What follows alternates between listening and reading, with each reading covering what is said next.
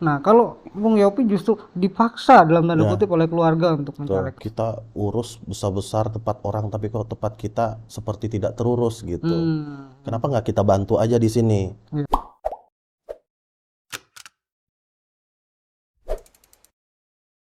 Assalamualaikum warahmatullahi wabarakatuh. Selamat berjumpa kembali sahabat kantamedia.com. Kita kembali ke program Karteng Mahining, salah satu program dari kantamedia.com yang selalu menghadirkan narasumber-narasumber dengan beragam latar belakang. Ada politisi, ada pengusaha, dan lain-lain. Eh, Sama seperti sebelum-sebelumnya juga, program Karteng Mahining kali ini kembali menghadirkan seorang narasumber yang cukup luar biasa. Bahkan bukan cukup lagi, tapi memang luar biasa. Salah satu generasi milenial yang kita tahu sekarang ini memang eh, sudah booming. Bahkan berdasarkan data BPS, generasi milenial dan Gen Z ini lebih dari 50% dari total populasi penduduk Indonesia. Nah, eh, seperti saya bilang tadi bahwa narasumber kita kali ini bukan generasi milenial biasa, tetapi menurut saya memang salah satu generasi milenial yang luar biasa di usia yang masih relatif sangat-sangat muda, tapi sudah berhasil menorehkan banyak torehan-torehan positif baik di politik, ekonomi, dan lain-lain. Nah, hari ini sudah hadir bersama saya Bung Yopi Satriadi. Beliau saat ini juga salah satunya, saya bilang salah satunya, kenapa? Karena memang banyak ternyata beliau aktivitas-aktivitas dan profesi yang lain. Salah satunya sekarang adalah sebagai anggota DPRD Kabupaten Pulang Pisau. Ya, betul. Selamat datang Bung Yopi Selamat. di program Karteng Mahining. Terima kasih, Mas Joni. Ya. Sahabat kantamedia.com, jadi kalau berbicara atau berbincang dengan Bung Yopi ini sebetulnya berbicara soal politik mungkin sudah apa ya, sudah kenyang kali ya kira-kira. Belum, belum. Masih Sudah masih belajar juga. apa sih namanya, mungkin kalau hanya berbincang soal politik ya mungkin sudah makanan sehari-hari lah. Tapi makanya kalau saya sekarang justru pengennya ya sudahlah, soal politik kita tidak usah terlalu dalam-dalam banget lah, hanya sekedar selingan-selingan saja, tapi kita Siap. berbicara, berbincang yang mudah-mudahan bisa memberikan inspirasi kepada teman-teman generasi milenial, teman-teman generasi Gen Z yang sekarang mungkin memang sedang masanya. Hmm. Jadi ada banyak hal-hal yang bisa ditularkan. Mudah-mudahan ini bisa juga menjadi inspirasi dan motivasi teman-teman yang lain. Amin. Apa yang sudah dilakukan oleh Bung Yopi bisa menular ke teman-teman yang lain. Amin. Eh, eh tadi saya sempat sampaikan bahwa saat ini Bung Yopi salah satunya masih menjabat sebagai anggota DPRD Kabupaten Pulang Pisau Ya, dengan usia yang masih relatif muda, kelahiran 88. 88. Ya. Nah, tuh. Kelahiran 88 sudah menjadi legislator. Kan kalau nggak salah ketua komisi ya. Ketua Komisi 2, ketua fraksi Nah, dari PDI kan Perjuangan. ketua fraksi, ketua komisi, itu satu hal yang eh, tentu tidak mudah untuk bisa bisa mencapai posisi-posisi seperti itu. Tapi ya sudahlah, itu kan saya bilang kalau menurut saya sudah masuk kategori yang agak-agak berat-berat itu Mas. Karena politik ya. Nah, tapi saya justru malah pengen mendengar nih, gimana sih ceritanya Bung Yopi kok bisa tertarik dan masuk ke dunia politik yang kalau orang bilang itu banyak banyak kebanyakan ya orang bilang bahwa politik itu kejam, Keras. politik itu keras, politik itu penuh dengan tipu daya dan sebagainya, pokoknya nggak ada yang enak lah, Ya. hampir nggak ada yang positifnya. Tapi di usia yang relatif muda sebagai generasi milenial kok Bung Yopi bisa masuk ke politik. Ini ceritanya gimana? Mungkin bisa bisa berbagilah dengan teman-teman Ya. generasi milenial dan Gen Z yang lain. Siapa tahu bisa memacu mereka juga untuk melakukan hal yang sama. Tapi agak panjang ya Mas ya, nggak Nah, apa-apa ya. nggak apa-apa lah. Karena Yang saya, namanya kita cerita-cerita nih kan. saya kebetulan setelah lulus SMA di sini, saya SMA 5 plus Mas di sini di Tinggang. Oh, ya. Lulus di sana saya langsung cita-cita ingin menjadi pegawai minyak, jadi karyawan minyak karena kayaknya keren, cowok Keren, banget. uangnya banyak. Ya waktu itu kan masih mencari jati diri, jadi saya 3 tahun di Akamigas, Akademi Minyak dan Gas, punyanya Kementerian SDM. Mhm. Setelah lulus saya langsung mendaftar dan keterima di salah satu perusahaan migas swasta terbesar punyanya Indonesia, yaitu Medco Energi. Eh, Waktu itu saya dapat tempatnya itu di Palembang, Sumatera Selatan. Mhm. 3 tahun, lumayan keras, walaupun duitnya lumayan enak juga. Tetapi waktu itu eh, kok kayaknya ada masukan dari calon istri saya waktu itu, sia-sia banyak duit kalau jarang ketemu katanya gitu. Iya. Karena sudah mau ke jenjang serius, kalau bisa cari yang banyak ada di rumah.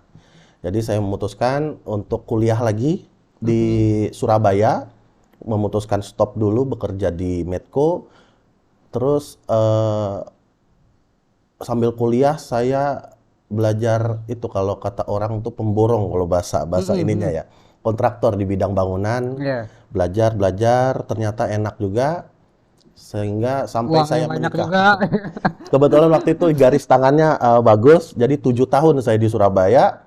Tiba-tiba di penghujungnya itu ditelepon. Waktu itu kebetulan kakak saya itu memang di sini, PNS di sini di Universitas Palangkaraya. Hmm. Tiba-tiba nggak ada angin, nggak ada hujan, mungkin karena dia sering aktivitasnya ke Desa Goha mungkin ya, karena istrinya asli situ. Hmm. Pi, ya kamu pulang ya. Ngapain? Kamu nyalek ya? Wah, kata saya. Wah, saya ini baru nikah, saya bilang kan, baru nikah. Di sini kerjaan lagi enak-enaknya, banyak-banyaknya. Saya waktu itu di swasta BUMN dapatlah kegiatan-kegiatan proyek-proyek gitu di Surabaya. Habis itu enggak ah. Yang kedua, terus ibu saya telepon, Hmm. Pi, kayaknya kamu nyalek deh. Enggak, karena saya mau memantapkan pondasi saya dulu. Iya, iya. Saya rasa waktu itu politik itu tuh terlalu membuat fokus kita terbatas gitu. Iya. Saya bilang pondasi saya dulu.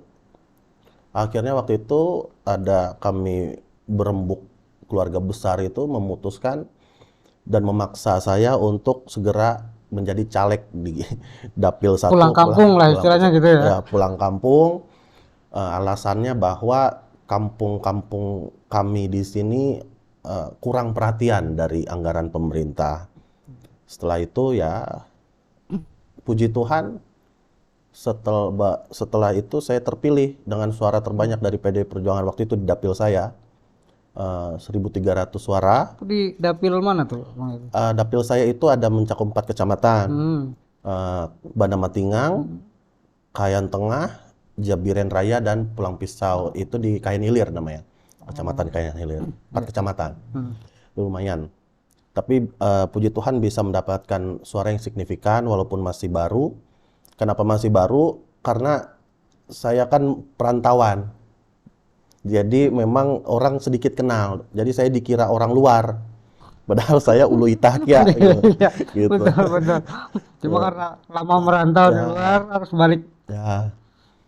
Setelah itu ke sini ya sudah berjalan dengan tekad ya perekonomian dan kesejahteraan orang-orang keluarga-keluarga kita di sana ya memang harus meningkat. Itu PR saya yang memang eh, menjadi PR saya 5 tahun ini, satu periode ini. Ya puji Tuhan lah. eh Menarik nih. Mencaleg dalam artian, kalau kalau menurut saya dipaksa oleh keluarga mencaleg. Ya, Biasanya kan orang ini kalau orang-orang ya memaksakan diri untuk mencaleg. Nah, kalau Bung Yopi justru dipaksa dalam tanda ya, kutip oleh keluarga untuk betul. mencaleg. Nah, kalau boleh tahu sebetulnya alasan yang paling mendasar lah keluarga besar waktu itu meminta Mas Yopi, udahlah Bung Yopi balik ke kampung halaman, balik ke Kalimantan Tengah, balik ke Pulang Pisau, mencaleg aja menjadi anggota dewan. Itu sebetulnya apa sih dasar mungkin latar belakang mereka atau pemikiran mereka kenapa harus terjun langsung di sistem, terjun langsung di dunia politik untuk itu? Mungkin ada sesuatu misalnya yang perlu diperjuangkan lah Ya. misalnya di. Jadi kebetulan waktu itu ibu saya itu di salah satu pejabat di Kementerian Desa. Mhm. Bapak saya itu salah satu dia dosen tapi dia di partai juga di Mhm. PD Perjuangan. Tiba-tiba kakak saya yang di sini bilang, kita urus besar-besar tempat orang tapi kok tempat kita seperti tidak terurus gitu. Hmm. Kenapa nggak kita bantu aja di sini? Ya. Nah, pas oke itu terus siapa? Gitu. Orang tua merasa mereka sudah senior. Hmm. Biarkan yang anak-anak muda saja. Yang pertama PNS ya tidak mungkin karena Ya. harus meninggalkan PNS-nya harus berhenti. Yang kedua kakak saya yang nomor 2 sudah dan perempuan dia Ya. tidak mungkin meninggalkan suaminya. Yang ketiga anak saya ini. Hmm. Tapi sepertinya memang sudah diarahkan harus ke saya itu. Sehingga mau tidak mau untuk meningkatkan itu ya dengan keterbatasan yang waktu itu kami coba ke dua daerah itu, 2 kecamatan itu memang untuk jalan di desanya saja agak-agak susah gitu. Terkait dengan sentuhan dari pemerintah itu waktu itu ya belum kami rasa kok seperti dibiarkan waktu itu, tetapi Ya. masalah anggaran segala macam kan saya tidak tahu karena saya belum ada di dalamnya. Setelah saya masuk ya itu salah satunya yang menjadi prioritas saya itu. Jadi bisa dilihat di anggaran 2 kecamatan itu memang dari tahun 2020 kecuali COVID karena memang itu anggaran harus dipotong 50% Ya, oleh pusat. betul. Tapi sampai sekarang puji Tuhan anggarannya meningkat terus. Gitu Mas. Ya ternyata seorang Yopi bisa juga membuat satu warna lah di anggaran pemerintahan Kabupaten Pulang Pisau karena kami juga banggar di Ya. situ badan anggaran. Jadi untuk penambahannya memang tidak sempurna, mungkin tidak cukup, tidak puas mungkin masih masyarakat Ya. kami, tetapi kami harap trennya sudah positif, naik terus. Anggaran-anggaran yang untuk bantuan, baik itu infrastruktur, baik itu tentang pertanian, baik itu tentang butparnya, baik itu tentang UMKM-nya, itu naik terus setiap tahunnya. Gitu. Ya, ini teman-teman generasi milenial, teman-teman Gen Z, ini sebetulnya satu hal yang menarik. Selain tadi saya bilang hal yang menarik pertama bahwa Bung Yopi ini maju sebagai caleg kemudian akhirnya terpilih Ya, karena dipaksa dalam tanda kutip oleh keluarga besar. Hal menarik lainnya adalah bahwa ternyata memang dari pihak keluarga besar sendiri ternyata mempunyai satu latar belakang pemikiran ya, melihat bahwa kondisi masyarakat, kondisi daerah ini memang perlu dorongan atau perlu sentuhan yang Tuh. apa namanya cukup cukup komprehensif lah ya. Nah, kemudian ada hal menarik lagi berikutnya yang saya tangkap dari cerita Bung Yopi tadi. Ini kan ceritanya, kalau mendengar cerita-cerita di awal tadi kan kerja penghasilan yang sudah lumayan besar, berarti memang sebetulnya sudah berada di zona nyaman lah sebetulnya.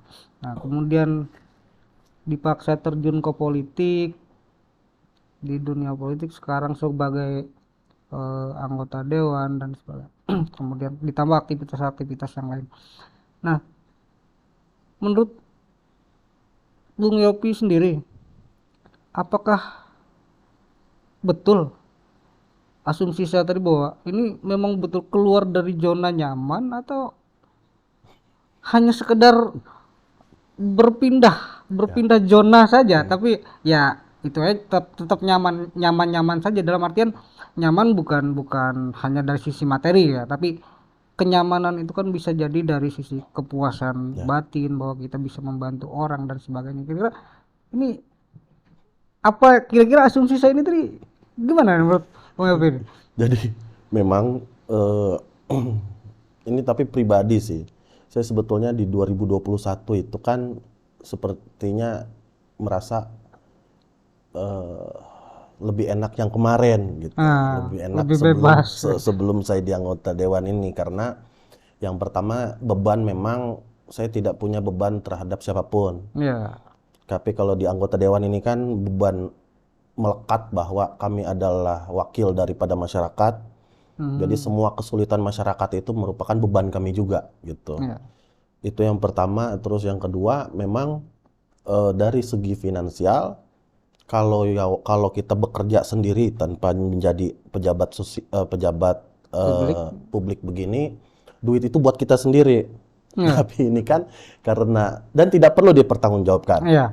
Nah, di sini kami harus LHKPN, habis itu harus dipertanggungjawabkan. Duit pajak masyarakat harus kami kembalikan untuk membantu masyarakat lagi. Intinya lebih ruwet lah ya. Ya, intinya yang dulu duit saya bisa saya gunakan untuk apapun, nah sekarang itu harus dipertanggungjawabkan. Ya. Intinya begitu. Tetapi satu hal yang memang ada, yang hal positif yang berbeda dengan sebelum saya menjadi anggota dewan, itu adalah dampak sosial yang saya berikan kepada masyarakat tuh saya lebih puas gitu. Lebih puas karena Kepuasan bisa batin. membantu masyarakat secara luas, bisa membantu anak-anak yang memang misalnya kekurangan untuk pendidikan, kesehatan, dan lain-lain. Yang pada saat saya bukan anggota dewan kan saya terbatas untuk itu. Paling yang saya bantu adalah keluarga saya saja gitu. Itu ada kepuasan tersendiri memang. Makanya itu yang membuat kita masih betah lah sebagai anggota dewan. Kalau sebelumnya uang banyak tapi pembagiannya dalam tanda kutip mungkin hanya sekedar di lingkup keluarga saja. Betul. Sekarang mungkin kalau dari sisi nominal mungkin berkurang atau bertambah dibanding sebelumnya, tapi ikut dirasakan lebih banyak yang karena saya rasa duit itu tuh bukan punya duit saya sendiri. Itu duit paling tidak 50% harus saya kembalikan lagi kepada masyarakat. Itu yang membuat memang karena melekat Mas itunya, tanggung jawabnya.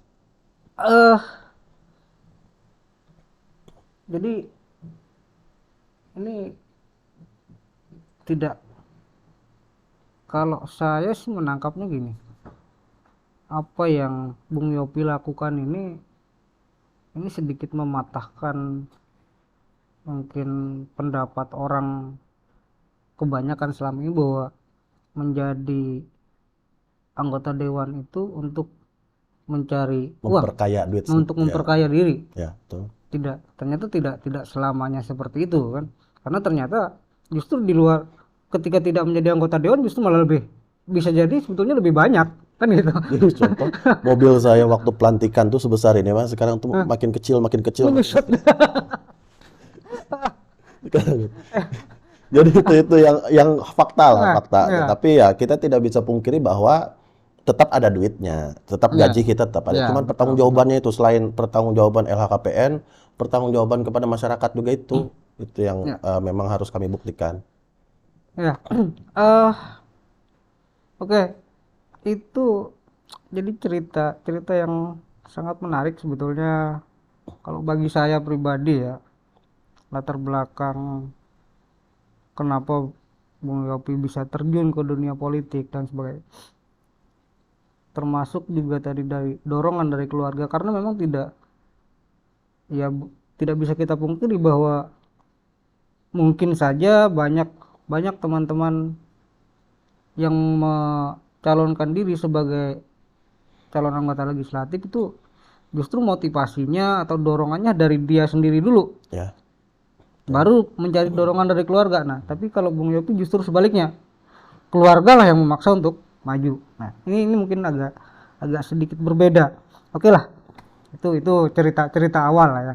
Nah sekarang eh kebetulan saya kan ke Pulang Pisau juga ya, walaupun tidak sering tapi pernah lah beberapa kali, dan teman-teman di Pulang Pisau juga lumayan banyak.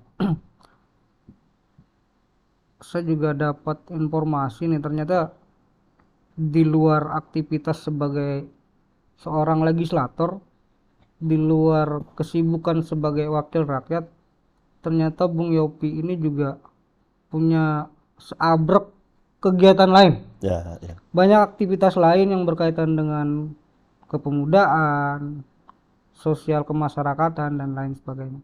Salah satunya seperti di bidang olahraga. Kalau tidak salah ketua Ketua KONI. KONI Ya. Pulang Pisau ya. Tuh. Nah, ini mungkin bisa cerita juga nih Bang Yopi, gimana nih ceritanya kok bisa dari politisi kok lari ke olahraga jadi ketua KONI pula. Emang sebelumnya Bung Yopi eh apa namanya pernah suka olahraga apa nih dulu nih kira-kira nih? Mungkin dari Ya. situ lah. Jadi untuk latar belakang memang untuk olahraga saya agak kurang. Agak Hmm. kurang paling saya waktu di Surabaya itu fitness, gym dan Hmm. lain-lain itu Hmm. saja. Untuk sebelum-sebelumnya saya basket, bola dan lain-lain. Setelah sibuk begini memang waktu kita yang terbatas. Jadi agak kurang. Kenapa bisa jadi ketua KONI? Nah ini juga saya bingung nih. Karena saya tidak ada sedikit pun ambisi menjadi ketua KONI. Hmm. Tiba-tiba berteman, saya cuman membuktikan saja setelah saya terpilih, saya melayani masyarakat karena saya wakil mereka itu, berteman dengan berbagai macam golongan. Tiba-tiba ketua KONI yang sebelum saya ini datangin saya, Hmm. Pak Minggus namanya. Ya. eh Pi, kamu mau nggak menggantikan saya? Saya gitu. Kenapa? Kayaknya kamu cocok. Terus memang KONI tidak bisa jauh dari pemerintah daerah Hmm. karena mereka harus ada dana hibah dari pemerintah daerah. Kebetulan saya juga di pemerintah daerah bagian legislatifnya. Saya bilang kalau kalian yang mau, kalian yang bikin, kalian yang pilih silakan. Kalau saya yang ambisi, saya yang bicara melobi sana sini segala macam, saya nggak mau. Akhirnya dibuat musyawarah tingkat kabupaten, saya terpilih aklamasi satu-satunya. Di Munsor Cup Ya, KONI. ya, tiba-tiba saya datang dari mereka itu, ya memang mereka buktikan mereka cuman ingin saya saja gitu. Itu tahun berapa itu? 2021, 2021 ya. baru 2 tahun, jadi wajah baru, saya juga bingung. Hmm. Tetapi ya kalau itu keinginan mereka, terus saya diberikan mandat lagi untuk meningkatkan olahraga dan kepemudaan itu, ya kalau saya diberikan tanggung jawab, saya siap, saya bilang gitu. Akhirnya saya jadi ketua KONI sampai 2025 nanti nih. Nah, Saya panjang. bilang dengan teman-teman setelah ini saya cukup 1 periode deh, supaya ada orang-orang Regenerasi. anak-anak muda lagi yang seperti saya atau yang lebih muda menjadi, ini kan salah satu untuk membuktikan jiwa kepemimpinan kan, Ya. ketua KONI. Ya, mudah-mudahan nanti bisa yang lain lagi menggantikan saya gitu. Ada regenerasi kan. Ya, betul. Nah, eh sebagai ketua KONI Kabupaten Pulang Pisau, tentu Bung Yopi sedikit banyak paham lah ya gimana kondisi perkembangan atau pembangunan di bidang olahraga Betul. dan kepemudaan juga mungkin sepintasnya. Nah, menurut Bung Yopi setidaknya selama di berjalan 2 tahun ini di KONI, gimana sih pengembangan bidang keolahragaan di Pulang Pisau? 2021 saya terpilih itu kebetulan agak susah karena COVID. Jadi waktu itu kalau tidak salah KONI itu tidak mendapatkan dana hibah.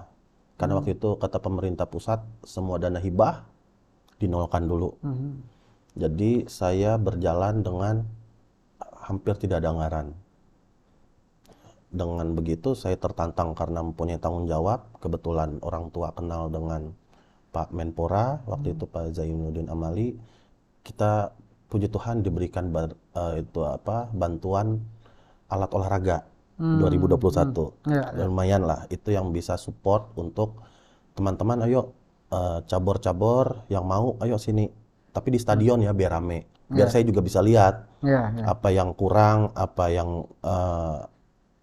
yang memang betul tidak setelah diberikan nih kalian pakai nggak nih bola nih alat olahraga ini ada waktu itu ada bola dan raket sampai ke samsak ada Hmm. juga habis itu ada meja meja tenis meja ada juga ada banyak lah itu kebetulan karena tertantang dengan di pemerintah daerah tidak ada anggaran saya minta tolong minta dan kementerian kebetulan diberi 2021 2022 kemarin kita dikasih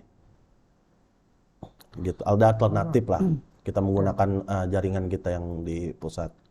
oke. Eh, sahabat Kanta Media, jadi anggota dewan, ketua KONI, kemudian ketua komisi juga, Ya ketua praksi juga, betul. kalau tidak salah di partai pun Bendahara ya, bendahara. Oh, bendahara partai. jadi ternyata memang nggak jauh-jauh dari duit ya, nggak jauh-jauh dari uang nih kayaknya. Nah, berbicara soal uang, tentu ini kan persoalan perut, Ya persoalan betul, ekonomi. betul. Bung Yopi di Komisi 2 DPRD Kabupaten Pulang Pisau tentu bisa melihat banyak kondisi perekonomian masyarakat di Kabupaten Pulang Pisau secara umum lah, dan mungkin ada hal-hal khusus juga di daerah pemilihan. Itu saya pikir itu adalah hal yang wajar, tapi kita berbicara dalam konteks Kabupaten Pulang Pisau dulu.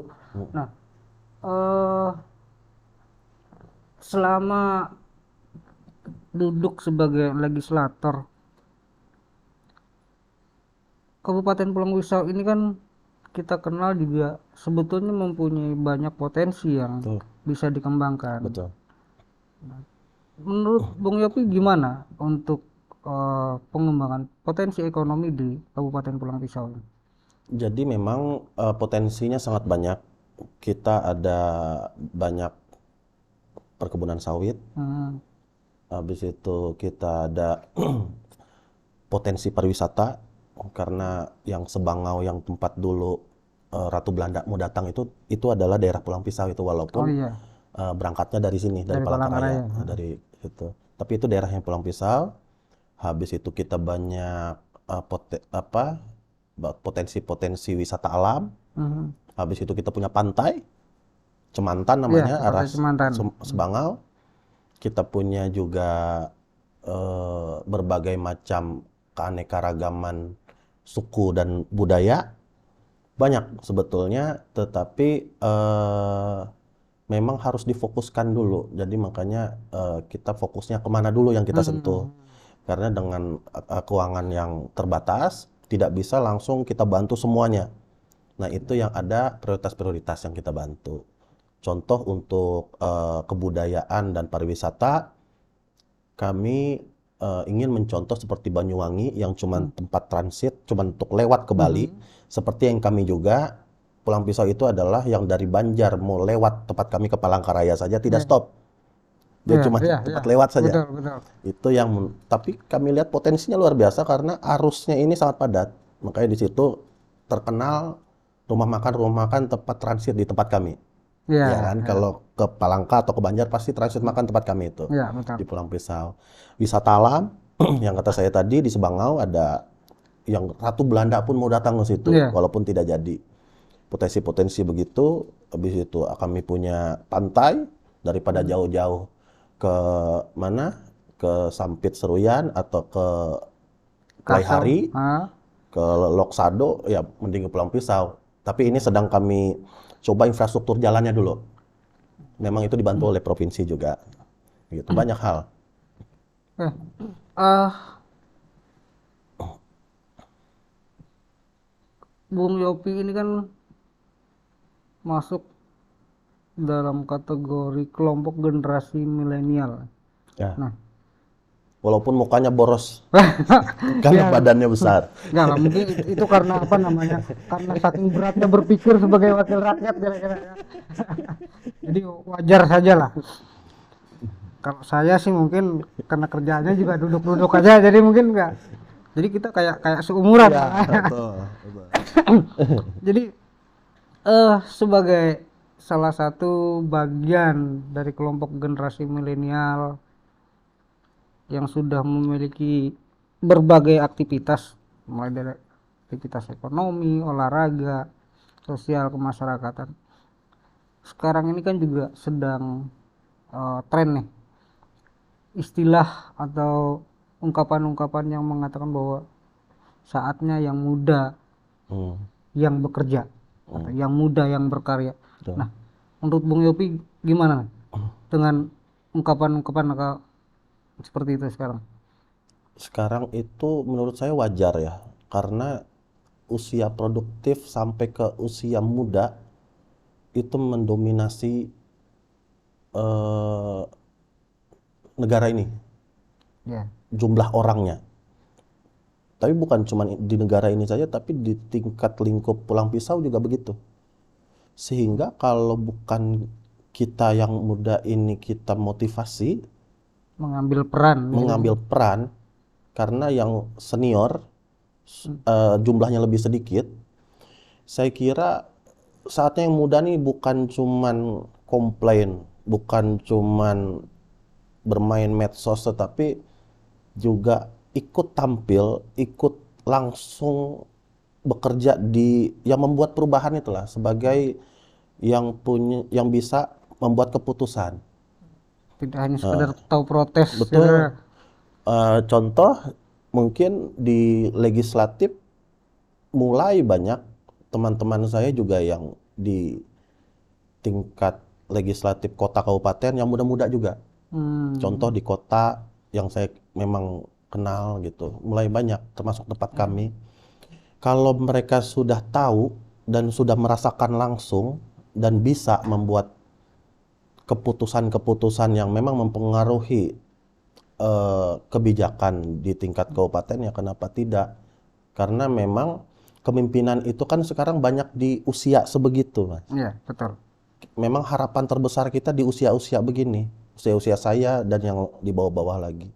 Yang kita harapkan usia yang banyak, yang mayoritas ini, kalau bersatu dan membuat perubahan yang positif, itu dampaknya akan luar biasa. Akan sangat Pasti terasa. langsung terasa dibandingkan dengan yang jumlahnya lebih sedikit, walaupun namanya masih jiwa muda ya masih butuh nasihat-nasihat dan Ya, arahan-arahan dari yang lebih senior gitu. Jadi sahabat Kanta Media, sahabat Kalteng ini, kalau kita merujuk dari data Badan Pusat Statistik, saya sempat bikin catatan sedikit nih. Ini data BPS tahun 2020 itu menunjukkan bahwa jumlah generasi milenial di Indonesia sebanyak 69,38 juta Ya. atau 25,87%. dari populasi Indonesia. Sementara Gen Z-nya itu lebih banyak lagi. Jadi Gen Z ini adalah generasi yang lahir tahun 95 ke atas. 95 ke sekarang. Mhm. Itu Gen Z itu sebanyak 27,94% dari total populasi. Artinya kalau kita jumlahkan dua generasi ini, dua generasi muda ini lebih dari 50% Ya, dari total populasi betul. bangsa Indonesia. Termasuk juga di Pulang Pisau, Hmm. termasuk di Kalimantan Tengah dan mungkin hampir seluruh, bukan hanya di Indonesia, bahkan tapi juga di hampir di seluruh negara-negara eh apa namanya, semakin meningkatnya jumlah generasi muda ini menjadi satu potensi yang sangat besar apabila bisa kita manfaatkan secara maksimal. Nah, eh sebagai seorang legislator muda, Bung Yopi memandang atau melihat di Pulang Pisau ini pembinaan generasi muda, pembinaan generasi milenial ini seperti apa? Apakah apa saja misalnya hal-hal yang masih perlu ditingkatkan atau mungkin ada saran-saran atau ajakan supaya tetap berada di jalur yang positif lah. Itu misalnya kan dari KONI kan Ya, bisa betul. lewat olahraga dan sebagainya. Nah ini gimana Bang Yopi melihatnya? Jadi menurut saya memang generasi muda ini walaupun mau, tetapi kalau tidak dibuatkan atau dibikin ruang Mhm. tempat mereka berkreasi dan lain-lain itu susah juga. Makanya kami mencoba terkait dan program-program pemerintah, misalnya pendataan, Mhm. sosialisasi dan lain-lain, kami libatkan juga hima-hima himpunan mahasiswa. Jadi Mhm. mereka sambil belajar di ilmunya masing-masing, Iya. misalnya di pertanian, yuk berarti dia di bidang pertanian nanti memakai dinas pertanian berdampingan dengan Mhm. dinas ini seperti itu. Jadi tidak cuman dibuatkan ruang saja, tetapi memang terjun langsung Iya, di iya. saat kegiatan-kegiatan pemerintahan. Terus UMKM, Mhm. contoh di KONI desain desain baju kontingen kemarin Mhm. itu dari mahasiswa Pulang Pisau yang ada di Sebangau. Keren. Iya, Justru iya, iya. kabupaten lain ingin coba tukar. Yuk tukaran yuk karena ini sudah selesai yuk kita tukar Iya, iya, supaya iya. kayak di bola gitu kan setelah Jadi pertandingan souvenir. ya kita nggak ada yang mau tukaran karena Iya. memang lebih keren punya kita desainnya lebih anak muda, lebih lebih gaul lah, bisa Iya, kita iya. pakai untuk jalan-jalan dan lain-lain. Itu contoh-contoh memang dibuatkan ruang untuk mereka ikut berkontribusi gitu. Tidak, generasi muda ini tidak bisa dipaksakan. Mereka semakin dibilang jangan, semakin kita paksa, ayo ikut, semakin mereka malas. Sehingga kita buat ruang-ruang itu, yuk kalian pilih yang mana. Dan ternyata kayak kemarin kami memberangkatkan 320 orang, Hmm. kontingen dari Kabupaten Pulang Pisau ke Sampit, walaupun urutannya urutan bawah, tetapi dari segi persaingan atletnya kita tidak kalah. Karena Hmm. kita itu hampir 100% itu adalah orang lokal kita. Hmm. Itu Hmm. komitmen kami dari KONI bahwa sia-sia kita eh, melatih atlet lokal kalau nanti yang di pertandingan itu tuh kita sewa dari Luar, luar. iya Jadi betul. tidak apa-apa kita urutannya dari bawah, tapi untuk jangka panjangnya atlet kita akan lebih mantap dan memang tujuannya adalah karena itu adalah dana dari pemerintah daerah, dana Hmm. APBD, ya memang harus yang ber-KTP kita dong, yang menikmatinya. Harus putra daerah Harus itu putra sendiri. daerah. Putra daerah memang agak-agak Hmm. ini ya, tetapi paling tidak itu dari pajak mereka ya untuk mereka gitu. Itu Hmm. jangan lihat hasil akhirnya Iya, saja, iya. tapi lihat prosesnya. Contoh kita kemarin kita coba lagi usia 4 tahun Mhm. ikut atlet sepatu roda. Belum bisa menang. Tapi bayangkan usia 4 tahun sudah mau gitu. Dan ini tingkatnya provinsi. Dia sudah punya mental yang bagus gitu. Tinggal pembinaan 4 tahun, tinggal pembinaan. Dan pembinaan ini harus continue. Jangan terpatah-patah, nanti kasihan mereka. Gitu. Itu contoh-contoh lah. Jadi ada kekurangan seperti kekurangan infrastruktur. Ya kita memang menyesuaikan kemampuan keuangan, tetapi paling tidak kita cicil. Kita kasih. Itu bentuk dari ruangnya sudah kita kasih, kita support lagi. Kita support dari alatnya, dari segala macam. Dan kami tidak membiasakan anak-anak muda untuk memegang duit. Jadi kalau bisa dalam bentuk alat dan infrastruktur saja. Supaya mindsetnya jangan ke situ. Nanti rusak kita. menyediakan pancingnya gitu. Ya, nanti rusak kita. Kalau dari usia muda sudah kita ajarin pegang duit, agak repot kita. Artinya kalau saya bisa menyimpulkan gini, apa yang tadi disampaikan oleh Bung Yopi ini adalah bahwa generasi muda ini harus mau dan berani mengambil peran. Betul. Nah, itu pertama. Dan pemerintah harus menyediakan juga. Harus dari dua belah pihak. Ya. Karena apa? Kenapa generasi muda harus mau dan berani mengambil peran? Karena dengan semakin banyaknya generasi muda ini berperan, maka akan semakin banyak juga ruang yang bisa dibuka untuk sesama generasi muda. Ya. Kira-kira begitu ya. Dan pasti mereka nantinya yang memimpin kita semua ini kan pasti mereka gitu. Iya, betul. Karena jumlahnya Lebih banyak. lebih banyak gitu. Jadi itu bicara soal olahraga. Nah, sekarang kita coba balik lagi lah ke soal-soal politik tadi. Ini sekarang kan udah tahapan pemilu juga sudah berjalan. Ya. Terutama untuk pemilu legislatif. Kemarin KPU sudah mengumumkan daftar calon sementara. Nah, kalau melihat dari DCS kemarin, nama Bung Yopi juga kalau tidak salah saya baca juga masih muncul di daftar DCS itu, daftar calon sementara itu. Nah, masih tetap di dapil Masih. yang sama. Masih. Dapil Pulang Cuman Pisau beda satu. nomor urutnya aja. Kalau 2019 saya nomor urut terakhir, nomor 11 dari 11 kursi itu. Sekarang satunya hilang satu, jadi urut satu. Rontok satunya ya. Dari yang terakhir jadi nomor satu. Tapi jika pemilu sebelumnya, pemilu pertama di nomor terakhir bisa duduk, kira-kira dengan di nomor urut teratas sekarang tentu Mudah-mudahan. lebih optimis dong ya. Mudah-mudahan.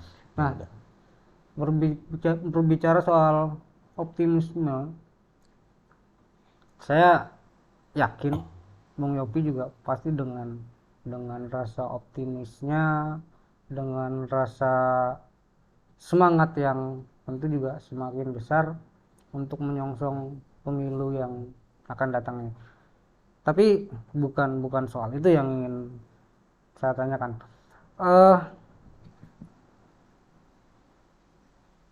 Justru yang ingin saya tanyakan ini kan Bung Yopi kembali maju sebagai caleg, tetap di dapil yang sama, Ya. tentu melihat atau punya gambaran jelas. Seperti tadi di awal juga sudah sempat kita singgung juga bahwa tentu ada hal-hal yang ke depan menurut Bung Yopi harus ditingkatkan lagi, harus dibenahi lagi, harus ditambah lagi, yang lebih dipaskan, yang kurang kita tambahin. Nah, kira-kira menurut Bung Yopi, seandainya nanti terpilih lagi, kira-kira apa sih yang akan dilakukan lagi, akan ditingkatkan lagi dari yang sudah dilakukan sekarang ini? Memang untuk periode pertama, mungkin bagi siapapun ya, tahun pertamanya itu pasti belajar. Ya. Kebetulan di periode saya, tahun kedua dan tahun ketiganya itu COVID. Hmm. Jadi walaupun kita bisa, duitnya nggak ada. Oh iya ya. APBD kita 50% tidak ada. Gitu. Jadi untuk bertahan saja. Mhm. Sehingga bantuan untuk masyarakat baru bisa dimaksimalkan tuh di tahun keempat dan kelima ini. Sehingga menurut saya masih belum maksimal. Mhm. Menurut saya. Tetapi kenapa harus mencalonkan lagi gitu. Iya. Katanya tadi lebih enak sebagai pengusaha Iya, gitu iya. kan. Dan ternyata sampai sekarang keluarga besar saya tetap komitmen mendorong saya untuk melanjutkan. Mhm. Katanya tanggung. Coba kamu lebih signifikan lagi membantu masyarakat ini di 5 tahun ke depan. Iya. Itu yang pertama. Yang kedua, saya keliling ke masyarakat-masyarakat ini, ke tokoh-tokoh, kepala-kepala desa, Mhm. tokoh adat, tokoh agama. Gimana saya ini? Iya. Kira-kira menurut kalian memang tidak layak segala macam, karena nanti tergantung kalian juga. Iya. Saya itu kan cuma bekerja di sana, tapi yang memilih saya kan kalian. Sehingga rata-rata hampir semua desa memaksa saya untuk tetap melanjutkan. Gitu. Intinya ya sudah, kalau dua ini ketemu, toh eh, saya tinggal memaksimalkan dari periode Iya. yang sekarang. Menurut saya beban saya itu tidak seberat yang periode ini. Gitu. Anggapannya tuh jalannya sudah tahu lah. Iya, iya. Gitu. Nah, eh yang saya maksud gini, ini kan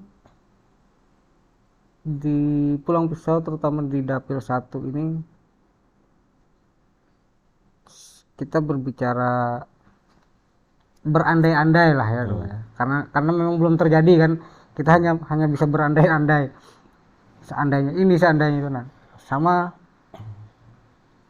seandainya nanti ketika pemilu Bung Yopi kembali terpilih, apa sih yang ingin dilakukan lagi untuk masyarakat Kabupaten Pulang Pisau, khususnya masyarakat Pulang Pisau yang berada di Dapil 1 di 4 kecamatan ini? Jadi itu yang saya sambil tanyakan tadi, apa yang kurang? Mhm. Gitu, apa yang kurang? Ternyata memang tetap top 3-nya itu tetap tiga. Pertama infrastruktur, Mhm. kedua pendidikan, ketiga kesehatan. Mhm. Sehingga prioritasnya kemana? Prioritasnya. Karena saya berpikir, saya balik gitu. Ya. Saya balik bahwa sebetulnya SDM-nya itu yang memang perlu saya prioritaskan dulu. Iya. Terkait bahwa pendukungnya adalah infrastruktur, kesehatan, pendidikan, oke. Nah, saya ingin SDM kita ini, tingkat pendidikannya, itu tidak ada lagi karena ada temuan beberapa tidak sesuai dengan yang seharusnya. Misalnya, Mhm. kelas 6 harusnya sudah bisa kali-kalian bagi-bagian, tapi memang ada tempat-tempat tertentu yang masih belum bisa baca. Iya, betul. Kesehatan bagaimana? Ternyata ada beberapa tempat yang eh, puskesmasnya saja tidak bisa digunakan, gitu. Terus infrastruktur bagaimana? Nah itu yang saya ini kan. Jadi bagaimana caranya SDM-nya? Saya lebih fokus ke SDM-nya Iya. mungkin Mhm. 2020, 2024, 2029 Iya. SDM, dan tetap SDM yang baik itu adalah yang ekonominya sudah berdaulat sejahtera. Mhm. Jadi tetap kita tambahkan lagi bantuan-bantuan atau yang tadi alat pancing untuk mereka Iya. mendapatkan ikan yang lebih besar, yang lebih layak. Contohnya daerah-daerah Banamatingang, Kayan Tengah, karena di sana mayoritasnya adalah penambang emas, Mhm. mungkin namanya emas ya pasti bisa habis, Iya. sehingga tanggung jawab dari pemerintah menyediakan alternatif pemasukan ekonomi untuk mereka di pertanian kah, di perkebunan kah. Contoh sekarang kan sudah ada plasma dari sawit-sawit itu, Iya. terus bisa juga mereka buat kebun sendiri, entah kolam ikan kah untuk meningkatkan itu lagi, entah apalagi nanti disesuaikan dengan SDM dan eh, tempatnya, bisanya apa kan tergantung dari tanahnya, airnya Iya. dan lain-lain, nanti tergantung dengan area tempat mereka ingin meningkatkan perekonomiannya itu. Itu tanggung jawab saya Oke. 2024. eh Bicara soal mata pencaharian tadi, Bung Yopi sempat tadi menyinggung ada daerah-daerah yang mata pencaharian masyarakatnya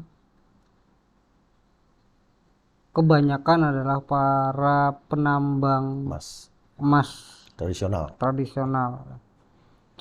Kita tahu yang namanya penambang emas tradisional, atau mungkin kalau dari sisi orang hukum atau aparat keamanan biasanya justru menyebut penambang emas tanpa izin. Ya.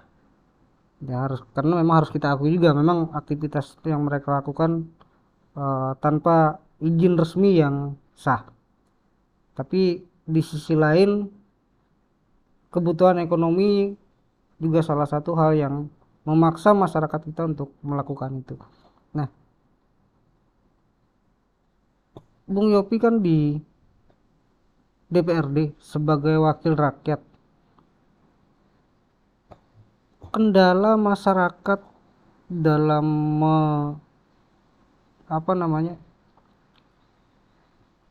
mencari mata pencaharian, salah satunya sebagai penambang emas tadi, tentu tidak lepas kan dari pengamatan apa sih yang sudah Bung Yopi lakukan misalnya untuk membantu masyarakat yang bergerak di bidang pertambang. Kalau tadi kan mungkin dikatakan bahwa terus berusaha bersama komponen pemerintah daerah untuk mencarikan alternatif Ya, lain. betul. Untuk jangka panjangnya, karena memang penambangan ini kan sumber energi yang terbatas, Ya. bisa habis. Tapi setidaknya ketika ini masih berlangsung, apa yang dilakukan oleh teman-teman di legislatif untuk membantu masyarakat yang masih melaksanakan penambangan emas tradisional? Jadi kalau bicara tentang ini saya agak ini ya, memang agak agak sedih boleh, marah iya. Karena saya kan orang, mau bagaimanapun saya adalah orang yang lahir, tinggal dan besar di sini. Jadi dari nenek moyang kami itu adalah memang ladang berpindah.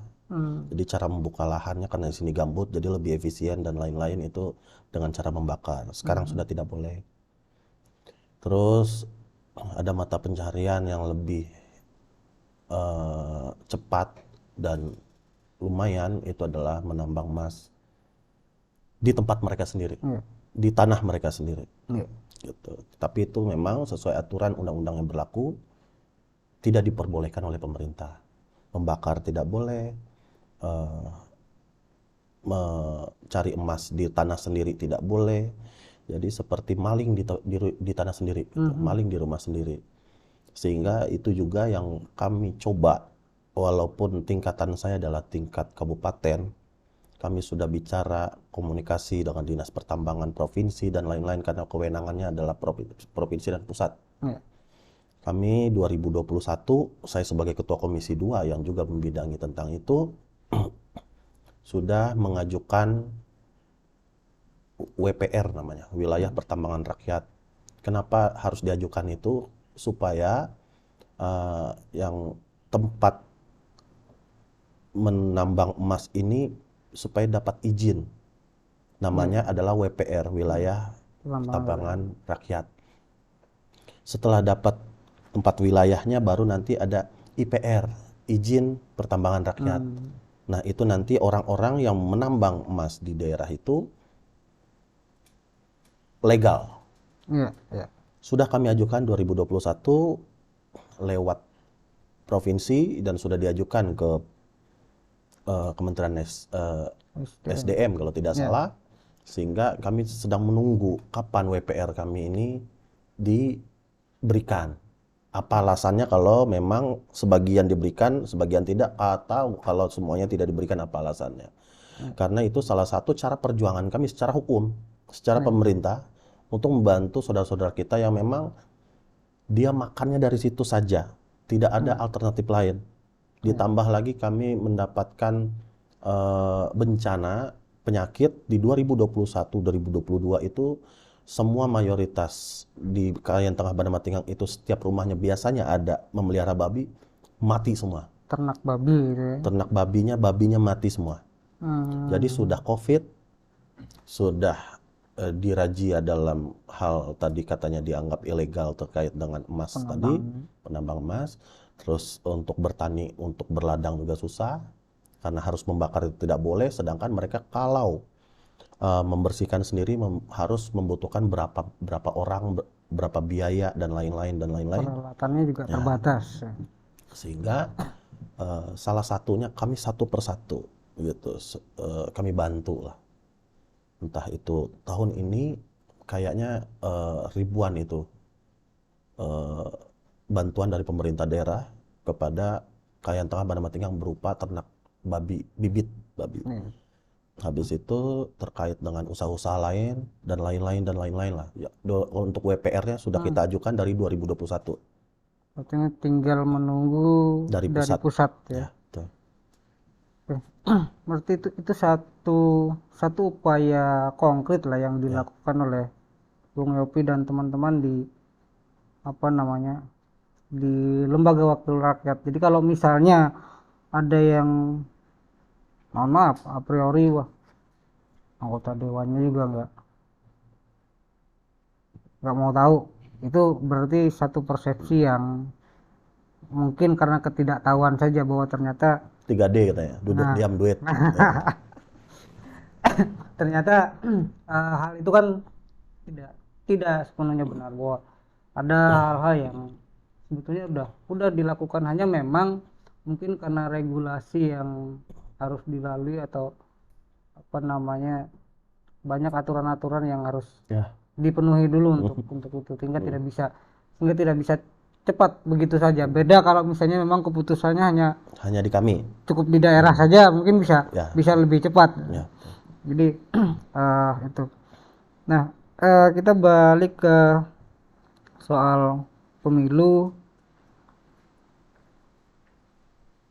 2024. Ini kan pemilu serentak. Ada pemilu legislatif, ada pemilu presiden, ada pemilu kepala daerah. Yang bersamaan dilaksanakan adalah pemilu legislatif dan pemilu presiden pada bulan Februari mendatang. Kalau kita melihat latar belakang Bung Yopi kan politisi PDI Perjuangan. Nah, PDI Perjuangan merupakan salah satu partai politik yang sudah secara terbuka menyatakan akan mengusung bakal calon presiden, yaitu Pak Ganjar Pranowo.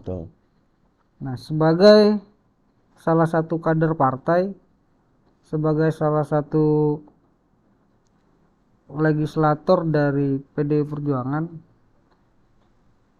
Bung Yopi melihat sosok Pak Ganjar ini sosok yang seperti apa sih?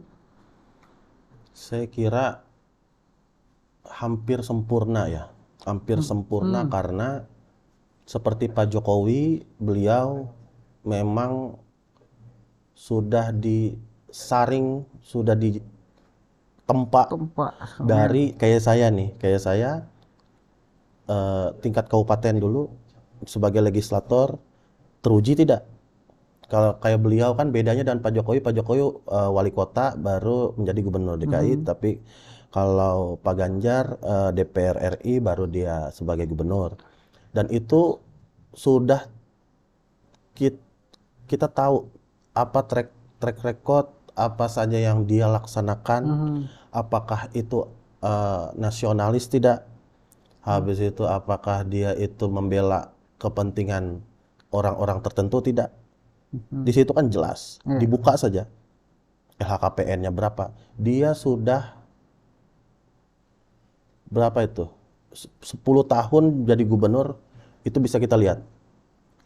Di DPR RI bisa kita lihat. Kalau yang lain yang belum tentu ya.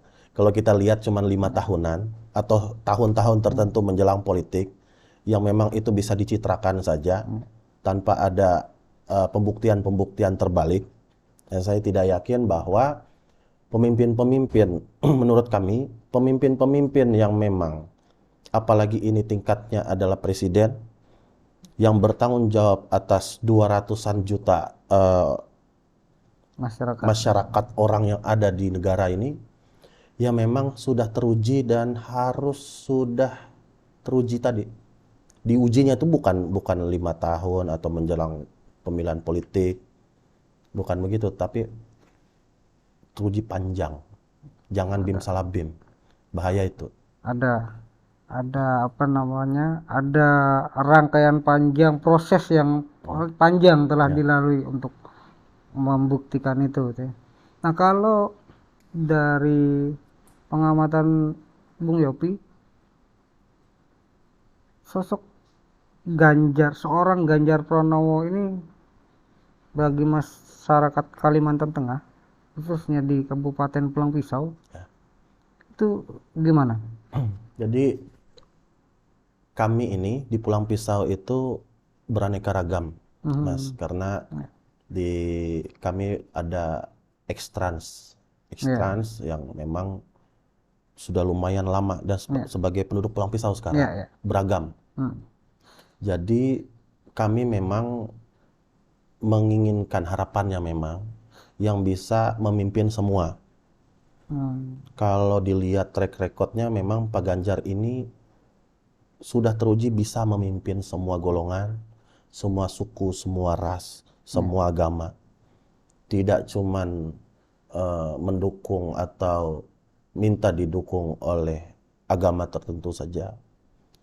Tidak cuman didukung atau mendukung suku yang tertentu saja, tapi dia kan sudah memberikan contoh kepemimpinan nasionalis itu seperti apa sih, walaupun di tingkat gubernur, tapi itu kan sudah beragam. Nah, kami sebagai kabupaten yang mempunyai suku dan agama yang beragam juga, kami ingin pemimpin yang adem ayem, tidak menimbulkan konflik, tidak menimbulkan apa namanya ya, gesekan-gesekan yang menurut kami sedang enak-enak aja nih di Pulau Pisau dengan kepemimpinan Pak Jokowi ini, aman, tentram gitu kan. Jangan tiba-tiba seperti yang 2019 kami yang jauh di Pulau Pisau seperti trauma juga memperlihatkan yang bahwa orang meninggal aja nggak boleh diurus gitu. Nah, kami nggak boleh begitu. Kami tetap ingin yang adem ayam, yang nasionalis, yang ya kebetulan beliau ganteng juga gitu. Banyak juga mama tuh penggemarnya. Oke, Weopit, nggak terasa nih obrolan kita nih sambil Ya, ketawa-ketawa ternyata udah 1 jam lebih kita ngobrol. Tapi ngobrolin kayak gini emang nggak terasa memang. ya, betul. Bahkan waktu berlalu ngobrol kesana kemari, apalagi kaitannya dengan anak muda, soal politik dan sebagainya. Ini memang sangat mengasihkan sebetulnya. Tapi sayang memang karena waktu kita juga terbatas, Siap. sehingga walaupun masih banyak lagi yang ingin kita obrolkan, tapi mau tidak mau kita harus batasi ini. Siap. Tapi sebelum kita mengakhiri obrolan kita pada hari ini, mungkin saya pengen mendengar Mas Yopi bisa memberikan inilah motivasi juga mungkin untuk teman-teman, khususnya generasi milenial dan generasi Z yang sekarang, sejak awal tadi kita udah sebut-sebut bahwa memang generasi yang paling dominan sekarang. Betul. Agar generasi yang mendominasi ini betul-betul memberikan dampak positif bagi diri dia sendiri, bagi masyarakat, bagi bangsa dan negara. Nah, mungkin Bung Yopi ini kan salah satu dari sedikit generasi milenial yang mungkin sudah membuktikan sukses di beberapa sektor. Amin. Amin. Ekonomi Amin. sudah terbukti. Amin. Nah, politik sudah terbukti pula. Menjadi anggota dewan, menjadi pengurus partai, sebagai bendahara pula. Tentu bukan orang yang ditunjuk sebagai bendahara, saya yakin bukan orang yang sembarangan pula. Tentu tidak sembarang kader partai yang bisa dipercaya untuk menduduki jabatan itu. Kemudian di organisasi sukses pula sebagai ketua KONI yang sekarang juga masih diemban. Nah, mungkin bisa berbagi tips, berbagi motivasi dengan teman-teman generasi milenial dan generasi Z sekarang supaya kita maju sama-sama, ya. Kita berkembang sama-sama. Gimana? Ya memang kebanyakan orang itu kan melihat, wih enak ya gitu. Mereka tidak melihat prosesnya. Ya. Tetapi di proses inilah yang sebetulnya perlu dilihat dan dinikmati. Contoh, saya 7 tahun di Surabaya itu di tempat orang tidak ada saudara, tidak ada teman dan lain-lain. Ternyata saya bisa selamat dan mempunyai banyak kegiatan lah. Jadi pengusaha di sana. Terus tiba-tiba 180 derajat dari pengusaha jadi politisi lagi. Nah, Tapi kenapa bisa berhasil? Itu karena yang pertama itu harus bisa menyatu dengan pekerjaan kita sehingga kita tuh enjoy. Kita tahu bahwa oh ini kekurangannya. Kita harus jangan bosan untuk dikritik, jangan bosan untuk diberikan masukan. Apalagi saya masih muda, jangan anti dikritik jangan juga. anti dikritik. Intinya semua masukan diambil dan kita harus menerima dan memperbaiki diri terus supaya bisa mendekati kesempurnaan itu tadi. Itu mungkin yang memang bisa diterima oleh teman-teman dan saudara-saudara saya yang ada di politisi, entah itu di KONI, entah itu di kehidupan pribadi. Jadi apalagi muda, kadang-kadang anak-anak muda ini Mas, kalau dikasih tahu tuh ngeyel gitu kan. Jadi kalau kita tuh nggak usah. Susah dikasih tahu lah. Jadi kita nggak usah ngeyel, kita kalau memang salah kita katakan salah aja. Siapapun kita, apalagi kita masih muda, kita ini lebih enak daripada yang lebih tua Mas. Kalau kita salah wajar karena masih muda. Ya. Kalau yang tua udah tua salah lagi. Nah itu repot tuh. Jadi untuk yang kita yang masih muda tetap fokus saja. Memang akan menemui kekalahan-kekalahan, akan menemui kesalahan-kesalahan. Tetapi kalau kita fokus, kita bisa menyatu dengan pekerjaan kita bisa mencintai pekerjaan kita. Mudah-mudahan setidaknya kalau memang misalnya terjadi resiko bahwa capaian kita itu tidak tercapai, tetapi setidaknya kita tidak akan kecewa karena itulah maksimal yang udah kita laksanakan dan dari hati, memang dari hati gitu, bukan karena dipaksakan tadi. Kayak gitu. Oke. Sebuah ajakan, sebuah motivasi yang saya yakin ini bisa menjadi pemicu juga bagi kita semua, terutama teman-teman generasi muda, bahwa memang tidak semua bisa gampang dilalui, Ya, tidak betul. semua mudah untuk didapat. Perlu perjuangan, perlu sikap pantang menyerah, bahwa ada hambatan, ada tantangan, itu adalah hal yang wajar. Ya. Dan satu hal yang dapat saya tangkap juga dari perjalanan success story-nya Bung Yopi ini, Walaupun belum sukses-sukses sama.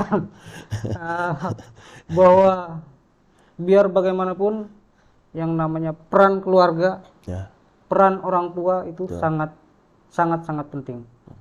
Doa orang tua, doa keluarga, dimanapun itu adalah hal yang mampu mengantarkan kita untuk mencapai apapun, ya, betul.